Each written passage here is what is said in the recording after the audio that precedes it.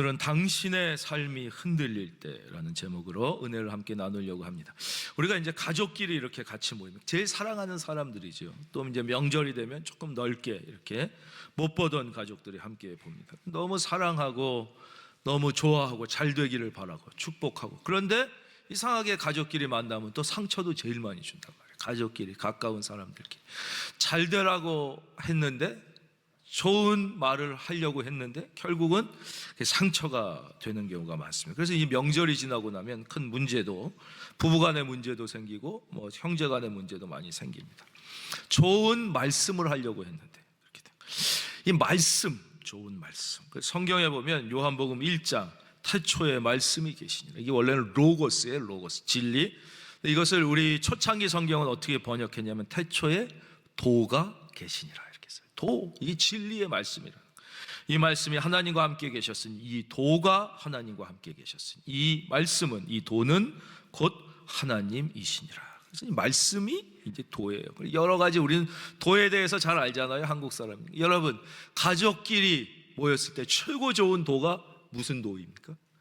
명절에 도 중에 최고의 도는 무슨 도이신 줄 아십니까? 그 도는 내비도입니다. 내비도. 내비도. 뭐라고 얘기하지 말고 내비둬야 되는 거야. 넌 언제 결혼하냐? 무슨 그 직장은 어떡하냐? 애는 왜 안 날라고 그러냐? 너 그렇게 그런 얘기하면은 그게 전혀 들리지가 않는 거예요. 그게 막 상처만 되고 괴로운 거예요, 서로. 그래서 요즘에는 젊은 사람들이 명절만 되면 해외 표를 끊는다고 그러잖아요. 이게 우리는 다 좋으라고 하는데 부모 자녀도 마찬가지예요. 왜냐? 들으려고 본인이 마음을 열지 않았을 때는 어떤 좋은 말씀도 그게 오히려 상처와 부담이 되는 거예요. 그래서 우리가 하나님의 말씀, 주님의 말씀조차도 자기가 들으려는 마음이 없으면, 마음의 문을 열지 않으면 하나도 안 들어간단 말이에요. 하나도 안 들어, 다 튕기는데, 우리 인간의 말이 들으려고 본인이 하지 않아요. 그러니까 어떻게 해요? 본인이 들을 준비가 되어 있을 때까지 기다려줘야 돼요. 그리고는 어떻게 해요? 다 내비도. 한번 따라하겠습니다. 내비도. 진짜 내비둬야 돼요. 걱정이 되고 사랑을 할수록 내비둬야 되는 거예요. 그래야 하는. 그리고 말은 어떤 말을 하는 거예요? 할 말은 딱 하나뿐이 없는 거예요. 하나뿐이 없는. 오늘 목사님이 그 주일에 5번 설교를 하셨다는 거예요. 5번. 제가 같은 목사라 좀 말씀드리긴 죄송한데, 이번에 5번 설교하고 나니까 막 다리가 팅팅 붓고 정신이 혼미하고 목이 다 쉬고 막 비몽사몽에 지쳐서 저녁에 집으로 들어갔다. 그런데 그 댁에는 아기가 둘이 있는데 하나는 중3이가 하나는 5학년이니까 또 그런 거 안 와요. 애들이 아빠 오니까 아빠 막 안기고 뭐 해달라고 그래. 너무 힘들어가지고 사모님 아내한테 그래. 나 오늘 5번 설교했어. 나 건드리지 마. 난 너무 힘들어. 나 5번 설교했어. 그랬더니 사모님이 나 그 설교 5번 들었어. 그쵸, 예. 그런 설교, 똑같은 설교, 은혜도 안 돼, 5번, 얼마인가? 5번 들어. 근데 이 목사님이 너무 그 말에 낙담이 되더라고요. 낙심을. 그러면서 자기가 그때 무엇을 깨달았냐? 아내의 말 한마디가 남편을 죽이기도 하고 살리기도 하고. 그렇죠. 사모님도 힘들었겠지만, 그랬냐고? 당신 얼마나 힘들었냐고? 그래도 애들이랑 놀아주니까 당신 괜찮은 아빠야. 이렇게 한마디만 하면 살아나는 건데 5번 들어요. 그래서 우리가 이 부부끼리 하는 말 한마디, 아내의 말 한마디가 남편을 살리고 남편의 말 한마디가 아내를 살리는 거예요. 제일 좋은 말이 무슨 말이냐?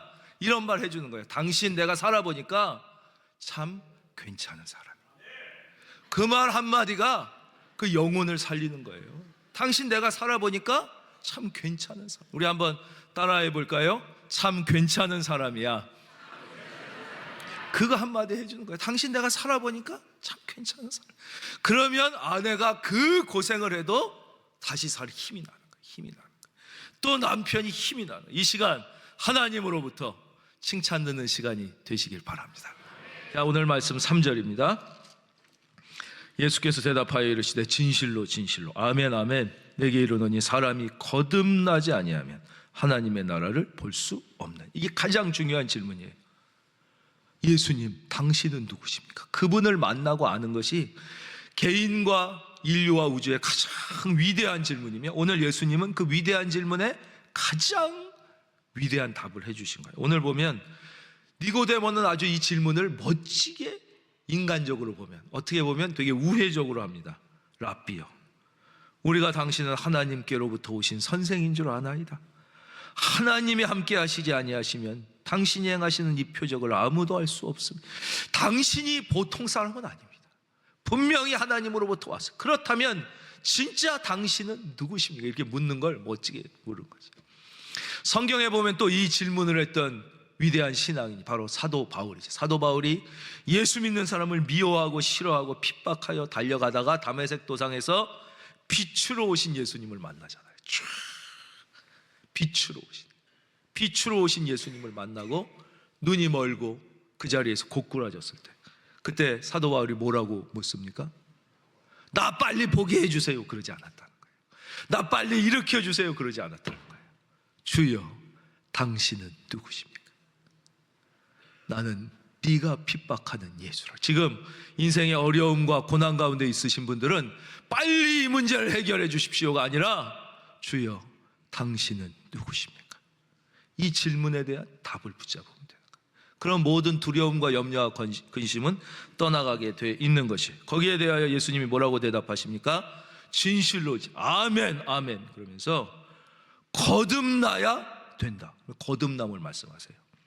이게 엉뚱한 대답 같지만 가장 현명한 대답. 바로 나는 너에게 새 생명을 주기 위해서 온 존재이다. 그 말씀. 거듭남. 근데 이제 예수님을 우리가 만나게 되는 과정이 이렇게 니고데모처럼 고상하게 만나기도 하고 사도 바울처럼 극적으로 만나기도 하지만 다 그런 것은 아닙니다. 우리는 그냥 평범하게 만날 때가 많아요. 빌리 그레이엄 목사님 같은 분은 어떻게 예수님을 만나냐? 친구가 청소년 때 청소년 부흥 집회가 그 교회에 있었던 거예요. 그래서 초청을 했는데 자기가 거기 가기 싫다고, 내가 거기 왜 가냐고 그랬는데 그때 고등학생 그 친구가 차가 한 대 있었다는 거예요. 미국은 이 대중교통이 별로 안 좋으니까 14세 어떤 데는 16세부터 운전면허 운전하고 다니거든요. 근데 트럭이 있는데 너가 우리 교회 이 부흥에 3일 참여하면 내가 트럭을 30분 운전하게 해주겠다. 그러니까 그 고등학교 남자애가 얼마나 몰아보고 싶었겠어요. 그래서 그거 트럭 운전 30분 하고 싶어가지고 갔는데 첫날 둘째 날 셋째 날 주님을 만나게 된 거예요. 그의 인생이 여러분, 엘리자베스 2세랑 빌리 그레이엄 목사님이 동갑이에요. 그래서 빌리 그레이엄 목사님이 이 복음을 증거할 때 엘리자베스 2세가 명목적으로 영국 교회의 수장이지만 그의 마음에 평안과 기쁨과 죽음에 대한 확신이 없습니다. 그래서 몰래, 나중에 죽은 다음에 밝혀진 것입니다. 몰래 빌리 그레이엄 목사님을 개인적으로 버킹엄 궁에 초대하죠. 그래서 자기의 고민, 죽음에 대한 두려움, 자기의 삶의 이유와 목적을 빌리 그레이엄 목사님에게 물어보고 상담받습니다. 그리고 그분이 뭐라고 얘기해요? 내가 가장 부러운 한 사람이 있다. 그는 저런 확신을 가지고 사는 빌리 그레이엄이다. 그래서 여러분이 얼마나 복받은 사람이냐? 영국의 여왕도 여러분을 부러워하는 거예요. 예전에 그런 얘기 있었잖아요. 제임스 1세가 가는데, 그렇죠? 세상 사람 날 부러워 아니하여도 어느 시골 골목에서 이분이 이렇게 평복을 입고 민정 시찰을 나갔더니 그 노랫소리가 들렸대잖아요. 세상 사람 날 부러워 아니하여도 나도 역시 세상 사람 부럽지 않아.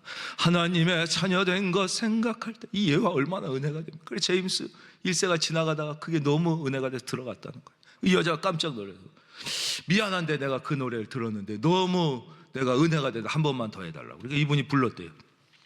그 다음에 2절도 불러달라고 그랬더니 2절이 있나요? 2절은 내가 잘 모르겠는데요. 그랬더니 제임스 1세가 뭐라고 그랬다고 그랬어요? 2절은 제가 불러드리겠습니다. 세상 사람 날 부러워 아니하여도 대영제국 황제가 날 부러워해. 당신이 너무 부럽다. 그 구원의 확신을 갖고 사는 당신이 부럽다. 여러분이 얼마나 소중한 존재인지 더 깊이 감사하는 새해가 되시길 바랍니다. 우리는 그렇게 소중한 존재. 왜냐? 우리는 하나님 나라의 왕자와 공주이기 때문에. 또 한 분은 중3 때 교회에 처음 갔는데 처음 교회 간 게 무슨 고상한 이유가 아니라 탁구 치러 갔다는 거예요. 자기가 7 형제 중에 막내였는데 집에서 놀 게 하나도 없고 먹을 것도 부족했다는. 근데 친구가 야 우리 교회 가면 탁구대 있다고 그러더래요. 그때는 놀 게 없으니까 탁구대가 대단한 거예요. 그래가지고 친구 따라 그 탁구 쳐보고 싶어서 우리 교회 가면 탁구대 있다고 그래서 쫓아갔는데 애들이 막 탁구를 치는 거예요. 탁구 채라는 건 평생 잡아보질 못. 근데 처음 본 애가 전 치다가 자기를 보더니 야 너도 이제 한번 쳐봐. 탁구대를 주더래요. 자기가 깜짝 놀랐다는 거예요. 맨날 애들은 구슬치기를 해도 다 더 딸라 그러고 딱지치기를 해도 딸라 그러고 친구끼리도 그러는데 얘는 어떻게 나를 한 번도 안 봤는데 나한테 자기가 치는 탁구채를 양보할 수 있을까? 교회란 어떤 곳인가? 그래서 교회를 다니기 시작하다 자기가 주님을 만나고 주의 종이 됐다. 그래. 여러분이 어떠한 상황에서 교회에 왔든지 하나님은 여러분을 사랑하셔서 먼저 여러분을 선택하여 불러주셨다는 그 사랑에 대한 확신이 우리가 꼭 있어야 되는 것입니다.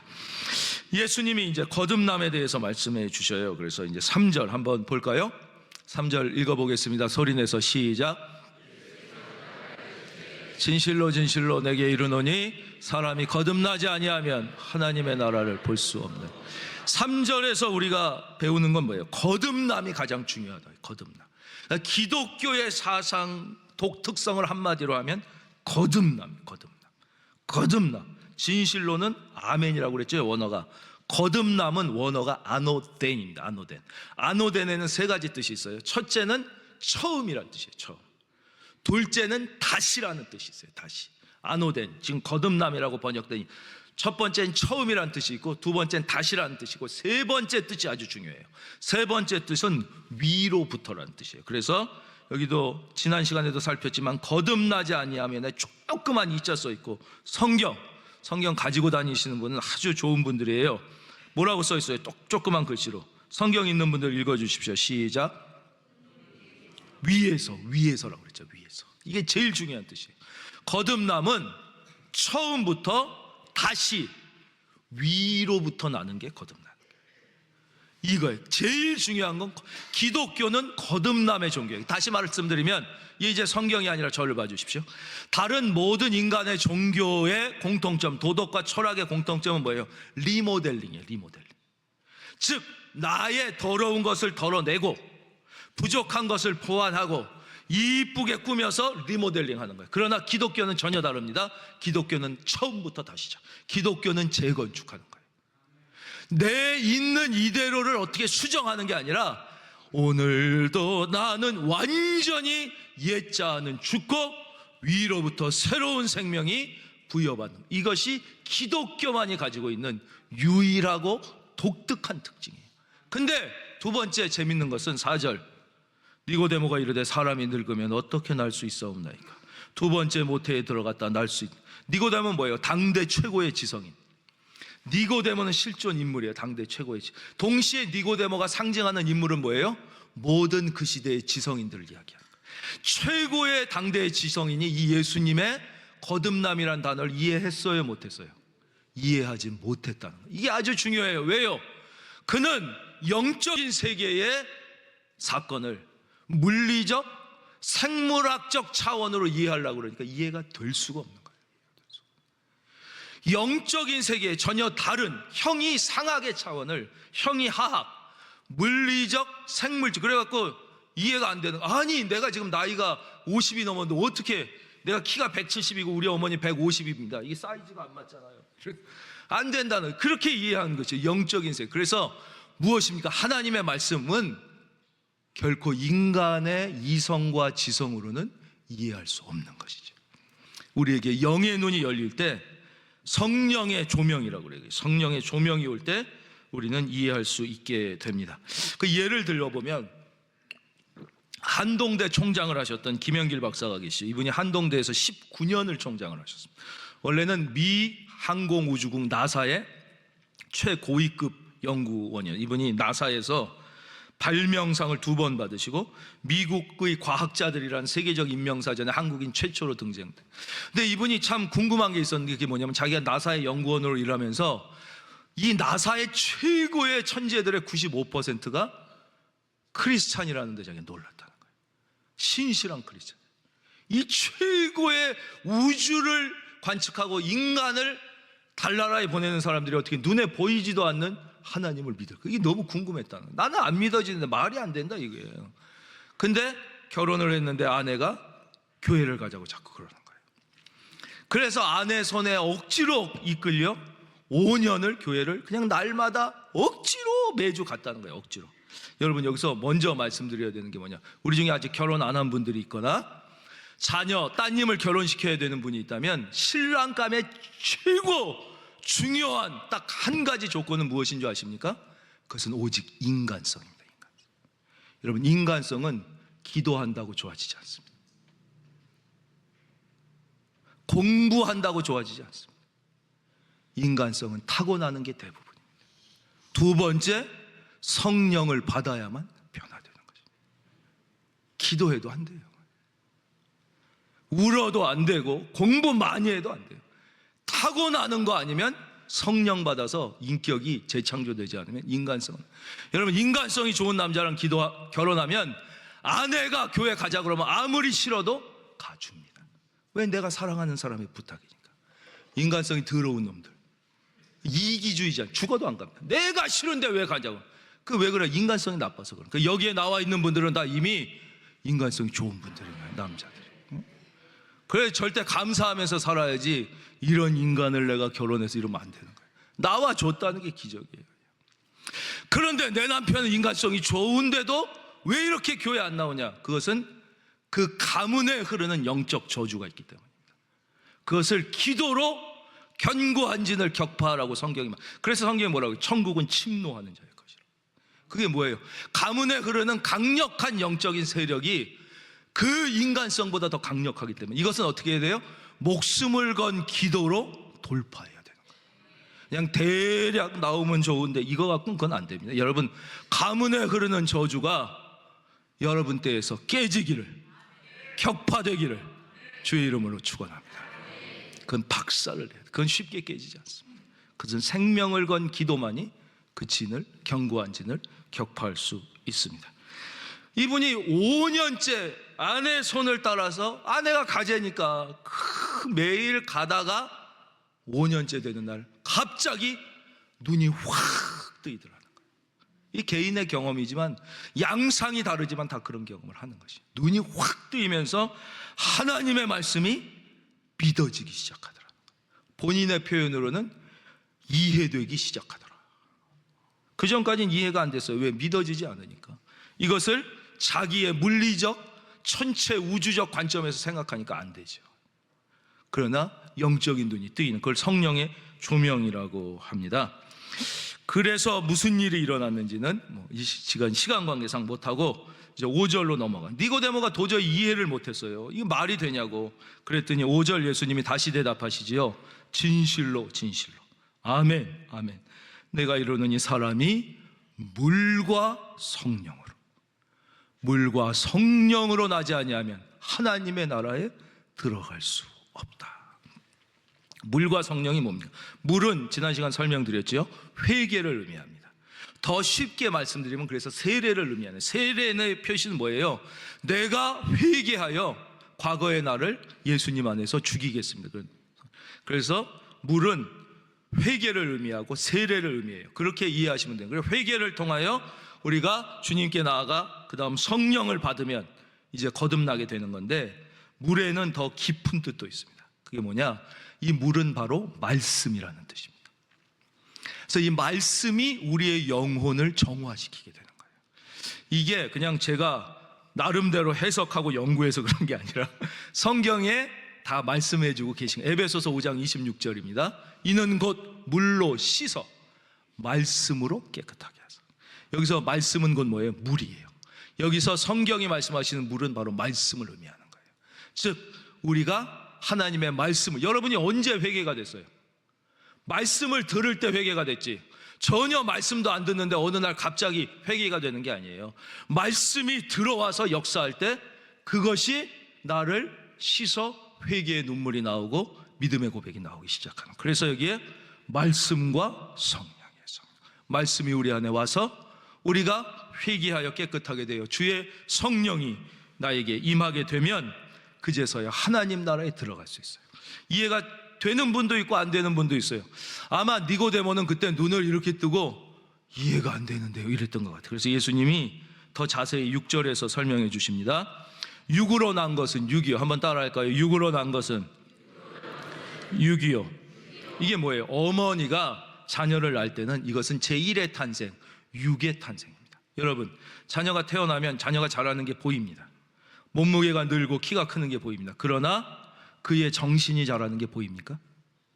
그 속에 사랑이 자라는 게 보입니까? 영혼이 자라는 게 보입니까? 전혀 보이지 않습니다. 부모가 자녀를 낳는 것은 육신만 낳는 것입니다.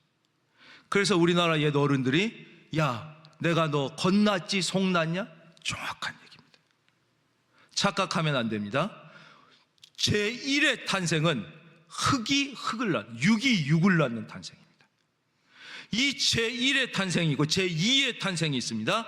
바로 영이 영, 그것은 위로부터 영이신 하나님으로부터 우리가 생명의 영을 받는 거예요. 이것이 처음에 하나님이 창조하신 인간의 모습, 그때는 인간이 어떻게 했어요? 하나님과 대화하고 교제하고 함께 사는 모습으로 회복되는 거예요. 또 창세기 말씀드릴게요. 창세기에 보면 하나님이 모든 것을 말씀으로 창조하실 때 인간만 특이하게 설명되어 있어요. 흙으로 인간을 지으셨다 그랬어요. 이것은 육체를 의미하는 거예요. 육체를. 그 다음에 어떻게 해요? 그 코에 생기를 불어넣으시니 이가 생명이 된지라. 그래서 인간이 동물과 다른 이유는 딱 하나예요. 하나님의 영, 생기. 그 생기가 원어로 보면 그게 성령이란 단어랑 똑같은 푸뉴마입니다. 물론 히브리어로는 달라요. 예, 다르지만 그게 똑같이 번역돼요. 푸뉴마.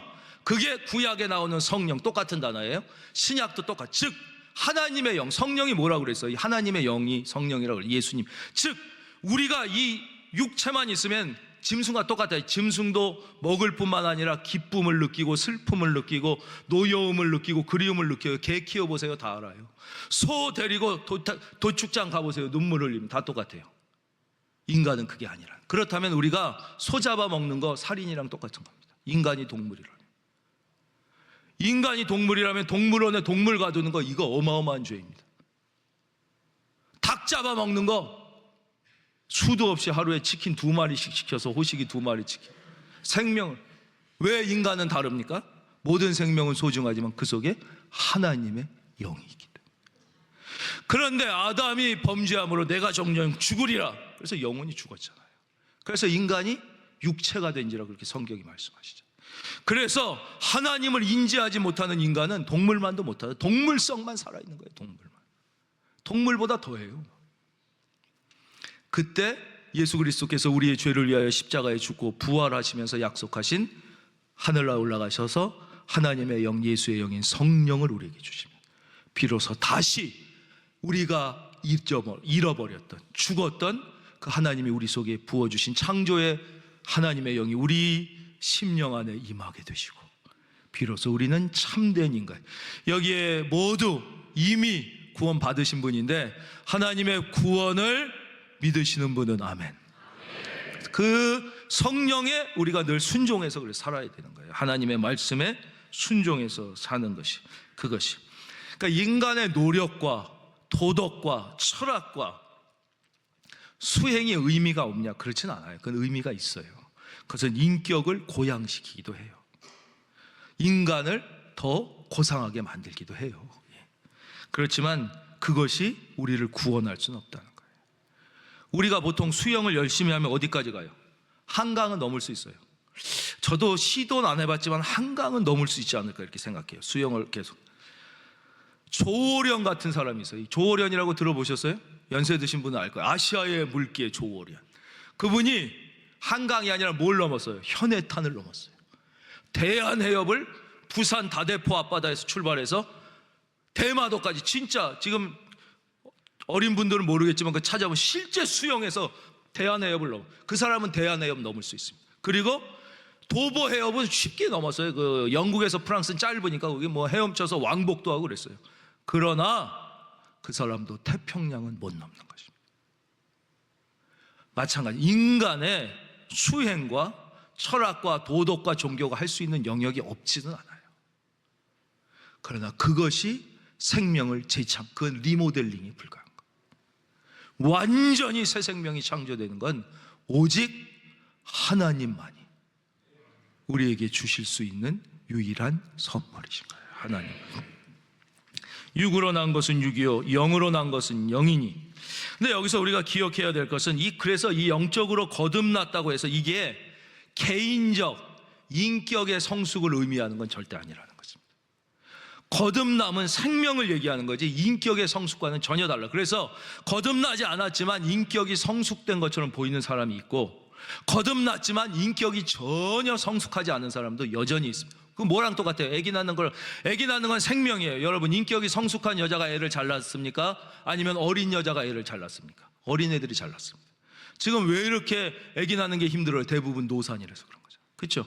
그 인격과 아무 상관이 없어요. 인격이 고매한 50세 여자는 아기 낳기 힘듭니다. 막 병원의 도움을 받아야 돼요. 인격 개판이라도 16살짜리 애는 아기 막 아프리카 쑥쑥 낳습니다. 왜냐? 그것은 생명의 탄생은 인격과 관계없는 거예요. 그래서 우리가 하나님의 자녀로 거듭나냐 거듭나지 않느냐는 인격과는 전혀 상관없어요. 어릴수록, 다시 말해서 영적으로 표현하면 너희가 어린아이같이 마음이 순수하면 이것을 깨우쳐요. 영의 눈이 띄어요. 왜냐? 선입관이 없으니까. 그래서 새 생명이 탄생되고 하나님의 말씀을 순수하게 믿는 사람이 전도도 잘하는 거예요. 그런데 너무 인간적으로 생각을 많이 하는 사람들은 그게 역사가 일어나는 게 아니에요. 그래서 우리는 거듭났어도 반드시 인격의 성숙을 위하여 끊임없이 노력해야 되는 것이고, 또 거듭났지만 인격적으로 미숙한 사람이 충분히 있다는 것을 우리는 교회 안에서 늘 생각하고 배려하면서 신앙생활을 해야 됩니다. 로마서 5장 8절, 우리가 아직 죄인 되었을 때 그리스도께서 우리를 위하여 죽으심으로 하나님께서 우리에 대한 자기의 사랑을 확증하셨느니라. 하나님께서 우리의 인격이 고매하고 착하고 이뻐서가 아니라 우리가 죽을 수밖에 없는 죄인인데 무조건 우리를 먼저 사랑해 주신 거예요. 그래서 우리는 그 사랑을 그냥 받은 거예요. 이 거듭나는 데 필요한 건 아무것도 없어요. 그냥 받으면 돼요. 받으면. 그게 믿음이에요. 아기가 태어날 때 하는 게 뭐가 있어요? 아무것도 없어요. 엄마가 다 하는 거예요. 엄마가. 근데 애는 뭐 하면 돼요? 나와서 숨만 쉬면 돼요. 숨은 쉬어야 됩니다. 숨 안 쉬면 죽어요. 그래서 제가 그거를 과학적인지 의학적인지 모르겠어요. 근데 그런 얘기를 들었어요. 옛날에 아기를 태어났는데 아기가 안 울면 이게 숨을 안 쉬는 거기 때문에 죽기 때문에 울게 하려고 막 엉덩이를 딱 때려서 앙 터지면 막 살아. 그게 사실입니까? 그런 얘기가 있잖아요. 근데 그게 맞는, 숨을 쉬어야 돼요. 숨을.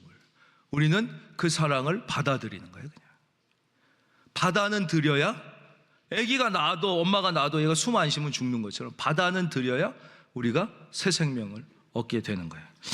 한번 이 생각을 해볼까요? 엄마의 뱃속에 자궁 속에 쌍둥이가 있다고 생각해 봅시다. 얘네들이 대화를 하는 거예요. 야, 이거 말고 또 다른 세상이 존재할까? 뭐라고 그랬어요? 웃기지 말아라. 또 다른 세상이 있다면 거기서 왜 일로 오는 사람이 아무도 없겠냐? 그렇죠. 자궁으로 들어오는, 분명히 그렇게 생각할 거예요. 합리적으로 생각해봐. 야, 세상에 나가면 코로 숨을 쉬고 입으로 음식을, 말 같지도 않은 소리 하지 말아요. 애가 뱃속에 있을 땐 숨도 안 쉬어요. 여기 양수가 가득 차 있기 때문에 숨 쉬면 죽어요. 엄마 탯줄로 다 공급받는 거예요. 야, 탯줄 끊어지면 우린 끝이야. 어디 무슨 입으로 먹고 코로 숨 쉬는 게 어디 있어? 다 물인데. 그렇게 생각. 우리도 똑같죠. 야, 만약에 엄마가 있냐 그러면 다 엄마가 없다고 그럴 거예요. 야, 엄마가 있으면 우리 눈에 보이지 막 그럴 거예요. 그 속에 들어있어요. 우리가 하나님의 은혜 안에 살지만 하나님을 못 보는 게 당연한 거예요. 천국으로 뱃속에서 난 사람은 있지만 밖에서 다시 들어가는 사람은 없어요. 그래서 굿할 때 뭐 당신의 조상이 뭐 왔습니다, 옛날 그런 거 하잖아요. 그건 다 거짓말입니다. 그건 다 악한 영이 하는 것이. 한 번 가면 못 옵니다. 뱃속에서 나오면 자궁 속으로 다시 들어갈 수 있는 인간은 없는 것과 똑같습니다. 그리고 그 나라에서는 우리가 상상할 수 없는 전혀 새로운 음식을 먹고 새로운 방식의 삶을, 그게 우리의 언어로는 다 이해되지 않는 것이죠. 내가 내게 거듭나야 하겠다는 말을 놀랍게 여기지 말라. 말씀을 맺겠습니다. 그 어느 교회에서, 그 교회가 초창기에 한 성도님이 102분 정도 됐을 때 이 목사님이 조지 뮬러에 대한 책을 읽고 큰 감동을 받으셨대요. 5만 번 기도 응답 받은 조지 뮬러의 기도의 비밀. 너무 감동을 받아서 그 책을 다 이제 읽게 했다는 거예요. 거기 내용 보면 뭐냐면 조지 밀러가 매일 2시간씩 하나님께 기도했다. 그리고 5만 번이 넘는 기도의 응답을 받았다. 또 이 말씀 드리면 사내 자식이 째째하게 그걸 또 셌냐 무슨 5만 번. 그러지 그게 아니라 이분이 매일 일기를 썼습니다. 그래서 모든 일기에 그날 드린 기도의 제목과 받은 응답을 다 기록하셨어요. 그 사후에 그거를 봤더니 5만 번이 넘더라는 거예요. 그래서 그 일기 때문에 구원받은 사람도 있어요. 이분이 평생 5명의 친구를 전도하려고 했었는데 마지막 순간까지 전도가 안 된 한 사람이 있었어요. 근데 그 사람이 조지 밀러가 죽은 다음에 그 일기장을 보고 감동을 해서 또 구원. 여러분, 하나님 앞에 기도하면 여러분은 죽어도 기도는 살아 역사하는 것입니다. 자녀를 위한 최고의 투자는 자녀를 위한 어머니의 기도입니다. 나머지는 아무것도 아니에요. 기도가 가장 중요해요. 그랬는데 그 책을 다 읽게 한 다음에 이제 다시 모든 분에게 다 그 이제 소감문과 결심을 써서 내라고 그랬다는 거예요. 그 목사님이 기대하는 게 있겠죠. 뭐 도전을 받았습니다. 감동을 받았습니다. 저도 이때 기도하기로 결단했습니다. 기도하도 응답이 안 온다는 그런 마음이 있었는데 용기를 갖고 기도. 이런 반응을 기대했는데 대부분의 분들이 그 반대의 반응이더래요. 뭐냐? 기가 죽습니다. 어떻게 하루 난 10분도 힘든데 2시간씩 이건 나는 도저히 할 수 없어. 주로 그런 너무 실망스러운 반응이라더라는 거예요. 5만 번은커녕 나는 2번도 응답 못 받았는데 이 사람은 특별한 사람이지 나와 이런 응답을 다 쓰셨다는 거예요. 그래서 이분이 너무 실망했었다 그런 얘기를 책에 쓰셨더라고요. 여러분 어떻습니까? 여러분은 우리의 마음을 잘 아시는 하나님은 이미 우리에게 답을 주십니다. 야고보서 5장 17절입니다. 엘리야는 우리와 성정이 같은 사람이라대. 조지 밀러라고 특별한 사람이 아니라는 거예요. 엘리야 같은 위대한 능력의 종도 우리와 나와 성정이 뭐예요? 똑같이 기뻐하고 똑같이 슬퍼하고 똑같이 좋아하고 똑같이 화내고 똑같이 죄짓고 똑같이 회개하고 똑같은 사람이에요. 엘리야도. 그러나 그가 어떻게 했어요? 간절히 기도했어요. 비가 오지 않기를 간절히 기도했어요. 그랬더니 3년 6개월 동안 땅에 비가 오지 아니하고 18절 다시 기도하니 하늘이 비를 주고 땅이 열매를 맺었느니라. 여러분 엘리야의 문제가 아닙니다. 조지 뮬러의 문제가 아닙니다. 신실하신 하나님이 하시는 것입니다. 즉 나의 문제, 내가 엘리야가 위대해서가 아니에요. 그가 간절히 믿음으로 기도했을 때 신실하신 하나님은 그가 엘리야가 아니라 그 누구라도 엘리야처럼 기도하며, 그가 조지 뮬러가 아니라 그가 누구라도 조지 뮬러처럼 기도하면 하나님이 신실하시고 차별하지 않으시는 분이시기 때문에 믿으시는 분은 아멘. 우리 하나님은 신실하신 하나님. 하나님은 우리의 기도에도 똑같이 응답하셔. 그래서 예수님이 뭐라고 그랬어요? 나를 믿는 자는 내가 한 일을 저도 할 것이요 내가 한 일보다 더 큰 일도 하리라. 왜 그래요? 그것은 인간의 능력이 아니라 하나님이 하시는. 여러분 이번 한 주도 이제 믿음의 영적 자부심을 가지시고, 이것은 교만과는 전혀 다른 것입니다. 그래, 나 같은 것도 일단 하나님의 자녀가 됐다. 좋으신 아버지는 자녀의 말에 귀를 기울여 주신다. 이런 확신을 가지고 여러분 기도하는 것마다 응답받는 신앙의 기쁨을 경험하고 체험할 수 있기를 주의 이름으로 축원합니다.